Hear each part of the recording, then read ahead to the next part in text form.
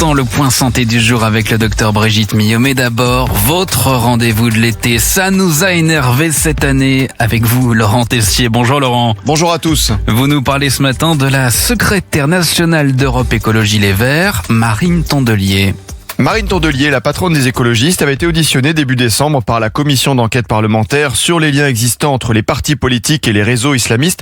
1h40 de questions-réponses avec les élus et le déni dans toute sa splendeur. Elle avait commencé par minimiser les chiffres. La France compterait aujourd'hui entre 400 et 1000 frères musulmans, c'est-à-dire 0,001% de la population française. Et plusieurs fois au cours de l'audition, Marine Tondelier avait préféré cibler non pas la menace islamiste, mais autre chose. Et je rajoute à tout ça l'absence pure et simple d'investigation liée au terrorisme d'extrême droite, pourtant au cœur des préoccupations de la DGSI et d'Europol. Le terrorisme d'extrême droite serait le grand danger. La patronne d'Europe Écologie Les Verts avait été soutenue par l'une de ses camarades, la députée écologiste Sabrina Sebahi. Dans certains rapports, il est même écrit que plus de 50% des attentats qui ont été tentés dans notre pays sont du fait de l'extrême droite et non pas de la mouvance extrémiste, islamiste, sans vouloir bien sûr la diminuer ou l'atténuer. Je rappelle que les attentats terroristes islamistes du 13 novembre 2015 ont fait 132 victimes. Je rappelle ensuite qu'il y a eu 119 morts dans des attaques islamistes entre Nice, Magnanville, Saint-Étienne-du-Rouvray, les professeurs Dominique Bernard, Samuel Paty et bien d'autres.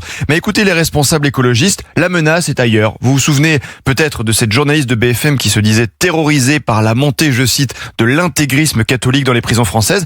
Marine Tondelier nous avait refait le coup.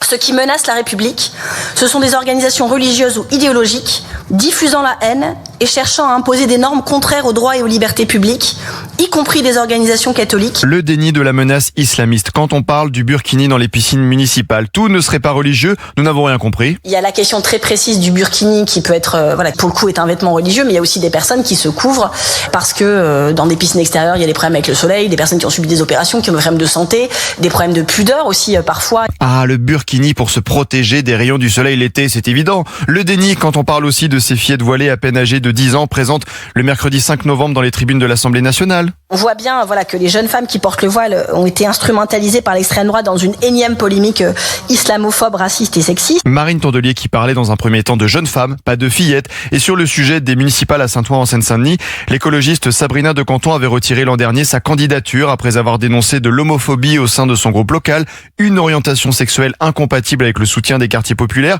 Et bien finalement, ça relativisait. Et donc elle m'a dit il faut arrêter, il n'y a pas plus d'homophobie à Saint-Ouen qu'à Versailles, c'était sa phrase exacte dans la conversation téléphonique. 1h40 de déni début décembre en commission d'enquête parlementaire, le clientélisme dans toute sa splendeur.